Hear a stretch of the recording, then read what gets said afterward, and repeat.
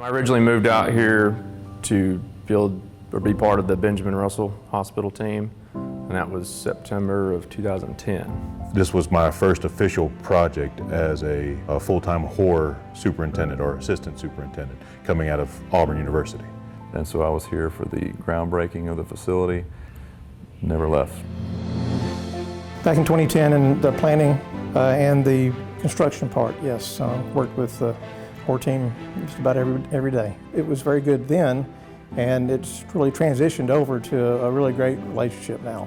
And it wasn't just, let's do a project and let's walk away to our next bid or next project. We have so many things that are going on at the hospital, and we're always changing. We're always looking for new ways to do things, and horror's always been at the table.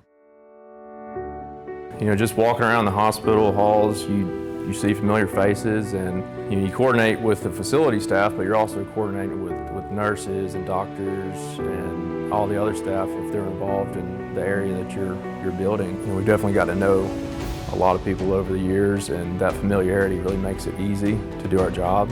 One of the greatest things, you know, is when you walk into one of the nursing units and you're telling a charge nurse, you know, we're going to have to be doing this work in your unit today, and I'll introduce one of the horror team, Emilio, and say Emilio's going to be doing it. And they're like, oh, if he's doing it, it's no problem. I mean, everybody loves Emilio. They know that if he's there or if another horror team member's there, that they're going to be taken care of. We know the good work they do. They understand us. They understand our standards, all of our functionality. They know the staff. And so as they walk into a unit to do construction, even though construction can be loud and sometimes annoying, like I just left a construction site, they understand that it's progress. And that's one of the things that HORR does such a good job of, to make sure that we are actually moving into the future of the facilities. It was really great to be able to, if there was a problem, not having to try to organize, bringing somebody back in on site that didn't know your site, that didn't know where your infrastructure was, that didn't know all the ins and outs of the building. You just make a phone call and say, hey, I need some help. I'm on 10th floor, and you know, they wouldn't even have to ask how to get there. A lot of our projects, we will bring the contractor in at the end once we have the documents.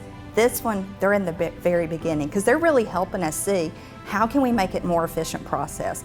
They're there to help with pricing, to make it efficient. So I think they're becoming more of a partnership even at the front end of our design process. And they understand what our standards are, so even if we were to bring another architect in, I feel confident that HORR would actually be there with us to be able to help teach some of that. It's a relationship, because I know if I go and ask one of the guys to do anything, I don't have to go behind them and check. They're going to do it. And what's nice about it is that they have the same priorities as we do. You know, I'm here because of the kids, and I get that same feeling from the HORR team here that I have. You know, I love when I walk through the facility and I see HORR signs up. When I see at Christmas time, when Santa comes along, but HORR's there to help bring the Christmas trees. They go above and beyond to help us provide that patient experience for the patients. I've had 4 kids while we were involved in working for Children's of Alabama. My oldest is 15 now, and she still associates this building with, oh, my dad had a part in building that.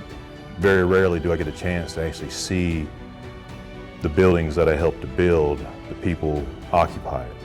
And getting to know that they have a facility that I help to make sure that it runs properly. Since I also have children, this is where I bring them.